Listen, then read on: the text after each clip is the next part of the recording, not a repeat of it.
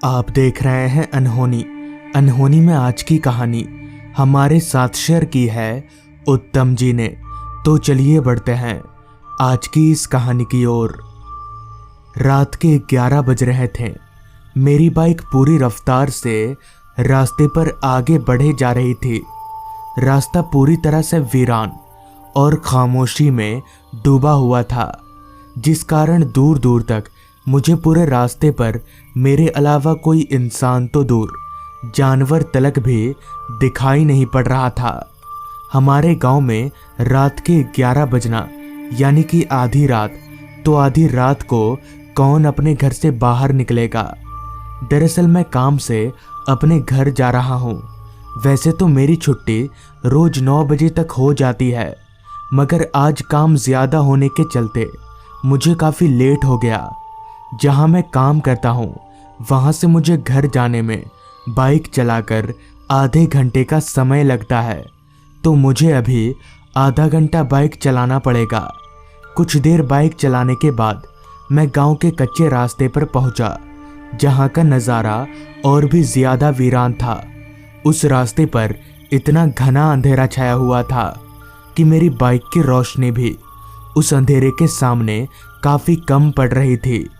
ऊपर से रास्ते के किनारे लंबे लंबे पेड़ होने के कारण चांद की हल्की रोशनी भी उस रास्ते तक नहीं पहुंच पा रही थी। साथ ही साथ सन्नाटे ने तो पूरे माहौल को इस कदर घेर रखा था कि बाइक चलने की आवाज़ ट्रक चलने के आवाज़ के समान मालूम पड़ रही थी।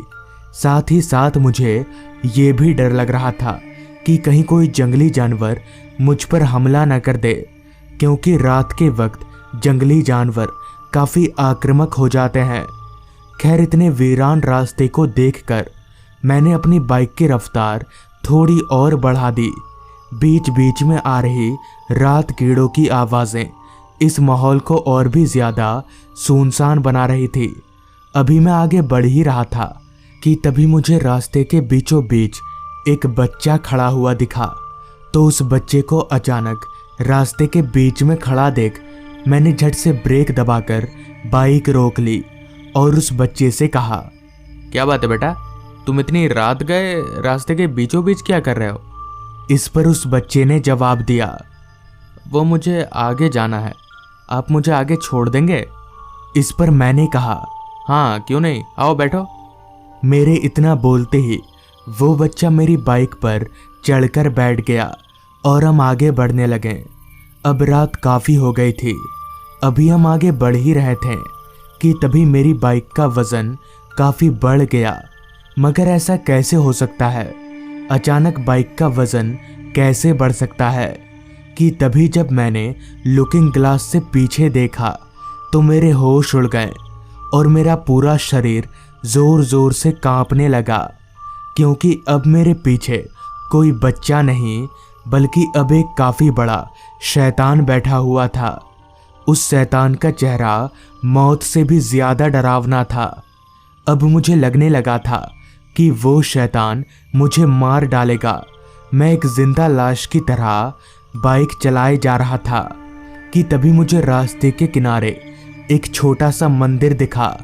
तो मैंने बाइक को उस मंदिर के करीब ले गया और बाइक से कूदकर मंदिर के अंदर भाग गया और पूरी रात उस मंदिर में ही गुजारी। तो दोस्तों, ये थी आज की कहानी। अगर आपको ये कहानी पसंद आई हो तो चैनल को ज़रूर सब्सक्राइब कर लें। तो मैं आपका दोस्त आर्यन जल्द ही मिलूँगा आपसे ऐसी ही एक कहानी के साथ।